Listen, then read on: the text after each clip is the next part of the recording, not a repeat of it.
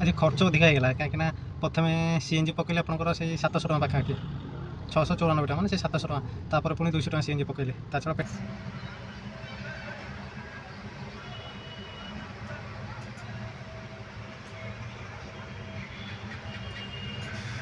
Hello hi ନମସ୍କାର ଜୟ ଜଗନ୍ନାଥ ସାଙ୍ଗମାନେ କେମିତି ଅଛନ୍ତି ସମସ୍ତେ ଆଶା କରୁ ସମସ୍ତେ ଭଲରେ ଥିବେ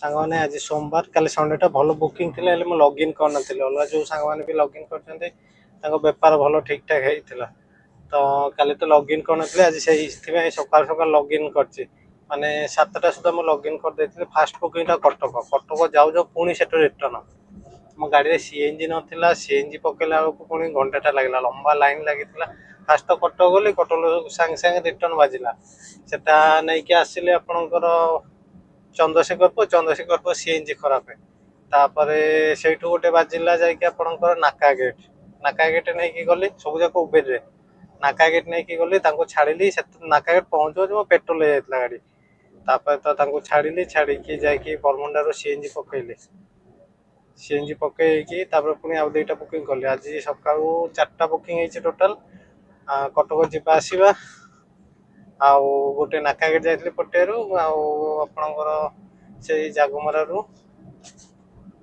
ଆସିଲି କୋଉଠି ପଟିଆ ଟୋଟାଲ 1550 ଟଙ୍କା ଅର୍ଣ୍ଣିଂ ହେଇଛି ବର୍ତ୍ତମାନ ମୁଁ ଅଛି ଡମଣା ଛକ ପଟିଆର ମଝାମଝିରେ ଆଉ ଟାଇମ୍ ହେଲାଣି 12ଟା ପାଖାପାଖି ବୁକିଂ ଏବେ ପୁଣି ବାଜିଲା ସାଙ୍ଗେ ସାଙ୍ଗେ ଗୋଟେ ତ ଫାଷ୍ଟ ଦେଖିଥିଲା 76 ଟଙ୍କା ମୁଁ କହିଲି ଆଉ 76 ଟଙ୍କା ସେ କିଟ୍ ପାଖାପାଖି ଏଇଠୁ 1.5 କିଲୋମିଟର ତ ମୁଁ କହିଲି କିଟ୍ ପାଖାପାଖି ମାନେ ପଳେଇବା ଏଇଟା ଅଫସାଇଡ଼ଟାରେ ଥିଲି କିଟ୍ ପାଖାପାଖି ଗଲେ ବାଜିବ ସାଙ୍ଗେ ସାଙ୍ଗେ ସେଥିପାଇଁ ଆକ୍ସେପ୍ଟ କଲି ଦେଖିଲା ବେଳକୁ ଏବେ କଷ୍ଟମର ପୁଣି ତା ଲୋକେସନ୍ ଚେଞ୍ଜ କରିଛନ୍ତି ଡ୍ରପ୍ ଲୋକେସନ୍ ତ ଯାଉଛି ବର୍ତ୍ତମାନ କଷ୍ଟମରକୁ ପିକଅପ୍ କରିବା ପାଇଁ କଷ୍ଟମର 8 ଷ୍ଟପେଜ୍ କରିଥିଲେ 76 ଦେଖିଥିଲା ତାପରେ 112 ଦେଖିଲା ସେ 8 ଷ୍ଟପେଜ୍ କଲେ ମାନେ ସ୍କୁଲକୁ ଆସିଲେ ଓଡିଏମ୍ ସ୍କୁଲରେ ପୁଅକୁ ନେବେ ନେଇକି ପୁଣି ଘର ଯିବେ ମାନେ 3 କିଲୋମିଟର ଟ୍ରିପ୍ ହେଲେ ଯେଉଁ ଜାମ୍ ସ୍କୁଲ ଛୁଟି ମାନେ ଏବେ ଜାମ୍ ଲାଗିଛି ପୁରା ଦେଖନ୍ତୁ ମୁଁ ଦେଖଉଛି ଆପଣଙ୍କୁ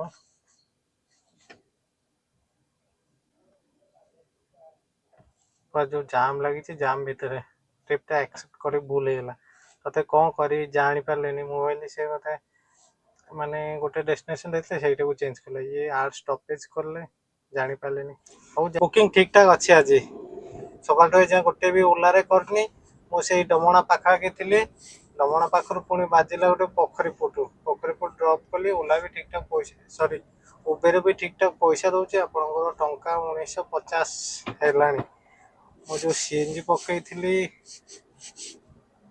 ସିଏନ୍ଜି ମାନେ ପ୍ରେସର ନଥିଲା ଏତେ ଯାଇନଥିଲା ପୁରା ଖାଲି ହେଇଯାଇଥିଲା ସେଇଠୁ ମୁଁ ଟୋଟାଲ ସିଏନ୍ଜି ଆସିଛି 7 କେଜି ପାଖାପାଖି ତ ଏଇଠି ପାଖରେ ସିଏନ୍ଜି ଅଛି ବସିକି 2-5 ମିନିଟ୍ ଯଦି ବାଜିଲା ନହେଲେ ଆଉ 100-200 ଯାହା ଯାଉଛି ସିଏନ୍ଜି ପକେଇଦେବି କାହିଁକିନା ବୁକିଂ ଠିକ୍ ଠାକ୍ ଅଛି ରାତିରେ ବୋଧେ ବାହାଘରିଆ ବି ଅଛି ବୁକିଂ ହେଇପାରେ ସେତେବେଳକୁ ରାତିରେ ଯଦି ସିଏନ୍ଜି କମିଲା ତ ଭାବୁଛି ସିଏନ୍ଜି ପକେଇଦେଇ ଫାଷ୍ଟ 10-15 ମିନିଟ୍ ବସିବି ଏଇଠି ଯଦି ବାଜିଲା ତ ଠିକ୍ ଅଛି ନହେଲେ ସିଏନ୍ଜି ଟାଙ୍କିରେ ଯାଇକି ସିଏନ୍ଜିଟା ପକେଇଦେବେ ବର୍ତ୍ତମାନ ଗୋଟେ ଛାଇ ଜାଗା ଦେଖି ବସିବା ଆଉ ଗରମ ପ୍ରବଳ ହେଉଛି ଗରମ 2-3 ଦିନ ହେଲାଣି ମାନେ କାଟିବା ଷ୍ଟାର୍ଟ ହେଲାଣି ଏତେ ଗରମ ଲାଗୁଛି ଯେ କ'ଣ କହିବି ଓଲା ଅନ୍ କରିଦେଇଥିଲେ ଏବେ ଓଲାରେ ଗୋଟେ ବାଜିଲା ଗଙ୍ଗନଗର 110 ଟଙ୍କା ଯାଉଛି ପିକଅପ୍ କରିବା ପାଇଁ ଘର ଆଡ଼ିକି ତ ଯାହାଟେ ନେଇକି ପଳେଇବି ଭାବୁଛି ଗଙ୍ଗନଗରରୁ ସେଠୁ ଲକ୍ଷ୍ମୀସାଗର ଷ୍ଟେସନ ଦେଲେ ଘରକୁ ପଳେଇବି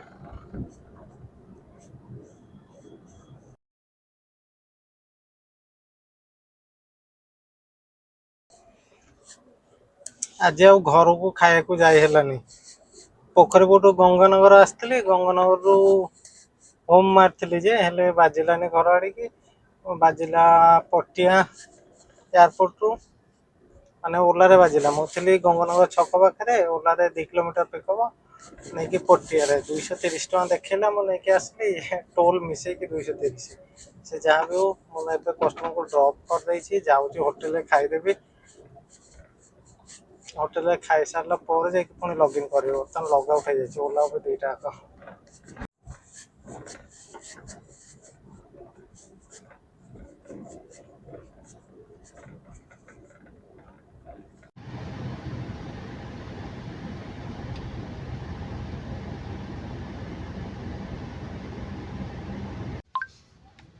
ଏୟାରପୋର୍ଟରେ ଆସିଥିଲି ଗୋଟେ ବାଜିଲା ସାଙ୍ଗେ ସାଙ୍ଗେ ଓଲାରେ ନେଇକି ଆସିଥିଲେ ପୁଣି ଓଲାରେ ବାଜିଲା। ଓଲାରେ ପଇସା ଦେଉନି ଅଧିକା, ତଥାପି ଲେଟ୍ ହେଇଥାନ୍ତା। ଉବେର ହେଲେ ଉବେରରେ ବହୁତ ମାନେ 100 ଅଛି ଆପଣଙ୍କ ଲାଇନ୍ରେ, ତ 100 ବୁକିଂ ଠିକ୍ ଠାକ୍ ଥିଲା। 3ଟା 3:30 ପରେ ଯେଉଁ ବସାଇ ଦେଲା ଯେ ଆଉ ବାଜିଲାନି। ତାପରେ ଓଲା ଅନ୍ କରିଲି, ଓଲାରେ ଗୋଟେ ଗୋଟେ ଯେଉଁ ବାଜିଲା, ଓଲା ତ ପଇସା ଦେଉନି। ଡିଏନ୍ ରିଗାଲିଆରେ ଆସିକି ବସିଥିଲି, ସେ ରିଗାଲିଆରୁ ରିଟର୍ନ ହୋମ୍ ମାରିଲି ଯେ ଆଉ ଇଚ୍ଛା ହେଉନଥିଲା, ବାଜୁନଥିଲା ବହୁତ ସମୟ। ହେଲେ ଗୋଟେ ଜଟଣୀ ବାଜିଲା, 350 ଟଙ୍କା ଦେଖିଲା। ସେଇଠୁ ଜଟଣୀ ବେଶୀ ବାଟ ନୁହଁ, 18 କିଲୋମିଟର। ତ ମୁଁ କଷ୍ଟମର୍ କହିଲି ମ୍ୟାଡ଼ାମ୍ ରିଟର୍ନ ବାଜିବନି ସେଇ ଜଟଣୀରୁ, କିଛି ଏକ୍ସଟ୍ରା କରିବେ। ସେ ପଚାରିଲା କେତେ, ମୁଁ 100 ଟଙ୍କା ଗୋଟେ ମାଗିଲେ, ତା କହିଲା ଆସନ୍ତୁ। ତ ମୁଁ ତାଙ୍କୁ ନେଇକି ଜଟଣୀ ଛାଡ଼ି ଦେଇଛି। ଛାଡ଼ିକି ଏବେ ବସିଛି ରିଟର୍ନ ସକାଶେ। ରିଟର୍ନଟା ବାଜିଲେ ପଳେଇବି। ଆଉ ଆଜି ବେଶୀ ରାତି କରିବିନି, ରିଟର୍ନଟା ହେଲେ ପଳେଇବି। ଯାହା ହେଲା ବର୍ତ୍ତମାନ ସୁଦ୍ଧା ବେପାର ହେଲାଣି 3200 ପାଖାପାଖି। ଆଉ ରିଟର୍ନ ଗୋଟେ ଯାହା ହେଲେ 400 ଟଙ୍କା ଗୋଟେ ମିଳିବ, 400 କି 350। ତ ଯେତିକି ହେଲେ ସେତିକି, 350 ବହୁତ। ନର୍ମାଲ୍ ଟାଇମ୍ରେ 2500-2700 ମାନେ କରିବାକୁ ଅବସ୍ଥା ଖରାପ ହେଇଯାଏ। ତ ଆଜି ତ ଠିକ୍ଠାକ୍ ବେପାର ହେଇଛି। ମୁଁ ଭାବିଥିଲି ସକାଳ ଯେଉଁ ହିସାବରେ ବେପାର ହେଉଥିଲା ସେଇ ହିସାବରେ ଯଦି ବାଜି ଚାଲିଥାନ୍ତା ତାହେଲେ ତ ଆଜି ମାନେ 7ଟା ସୁଦ୍ଧା ଟଙ୍କା 4000 ହେଇଯାଇଥାନ୍ତା। ହେଲେ ହେଲାନି, ସକାଳେ ହେଲା। ଯାହା ହେଉଛି ଦେଖିବା ବର୍ତ୍ତମାନ କେତେ ଜଲ୍ଦି ରିଟର୍ନଟା ବାଜିବ। ସେଇ ଖର୍ଚ୍ଚ ଅଧିକା ହେଇଗଲା, କାହିଁକିନା ପ୍ରଥମେ CNG ପକେଇଲେ ଆପଣଙ୍କର ସେଇ 700 ଟଙ୍କା ପାଖାପାଖି, 694 ଟଙ୍କା, ମାନେ ସେଇ 700 ଟଙ୍କା। ତାପରେ ପୁଣି 200 ଟଙ୍କା CNG ପକେଇଲେ, ତା ଛଡ଼ା ପେଟ୍ରୋଲ 300 ଟଙ୍କାରେ ପକେଇଲେ। ଟୋଟାଲ୍ କହିବାକୁ ଗଲେ ଆଜି କେତେ, ଟୋଟାଲ୍ 1200 ଟଙ୍କାର ଫ୍ୟୁଲ୍ ଗଲା, 1230 ଟଙ୍କାର। ତାପରେ ଘରକୁ ବି ଖାଇବାକୁ ଯାଇ ହେଲାନି, କାହିଁକିନା ଘର ଆଡ଼େ ପକେଇଲାନି।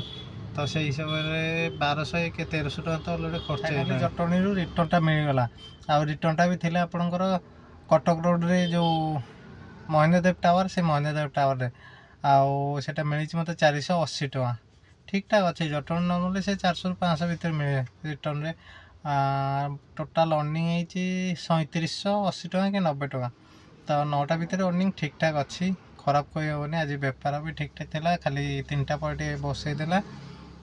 ବର୍ତ୍ତମାନ ମୁଁ ଘରେ ଆସି ପହଞ୍ଚିଲେଣି, ଗାଡ଼ି ରଖିଛି, ବର୍ତ୍ତମାନ ଯିବି। ଆଉ ଆଜି ରନିଂ ହେଇଛି ଟୋଟାଲ୍ କହିବାକୁ ଗଲେ ଆପଣଙ୍କ 210 କିଲୋମିଟର। 210 କିଲୋମିଟର ରନିଂ ହେଇଛି। ତେଲ ଟିକେ ଅଧିକା ପଳେଇଲା, ତେଲ ଅଧିକା ପଳେଇବା ରିଜିନ୍ ହେଲା ପେଟ୍ରୋଲଟା ତ ନର୍ମାଲି ଷ୍ଟାର୍ଟ ହୁଏ ପେଟ୍ରୋଲରେ। ଆଉ ଟିକେ ସକାଳେ 5 କିଲୋମିଟର ଆଉ ରାତିରେ 5 କିଲୋମିଟର ହିଁ ଚଲାଏ ମୁଁ ପେଟ୍ରୋଲରେ, ବାକି CNG ଚାଲେ। ତ ପେଟ୍ରୋଲ ସରିଯାଇଥିଲା, ପେଟ୍ରୋଲ ପକେଇଲି 300 ଟଙ୍କାର। ସରିଯାଇଥିଲା ମାନେ 2ଟା ଗାର ଥିଲା, ସେଇ ସକାଶେ ପୁଣି ଆଜି ପୁଣି 300 ଟଙ୍କାର ପକେଇଦେଲି ଗୋଟେ। ଆଉ CNG ଟୋଟାଲ୍ ନଥିଲା, କାଲିରୁ 3ଟା ଗାର ଥିଲା ମାତ୍ର।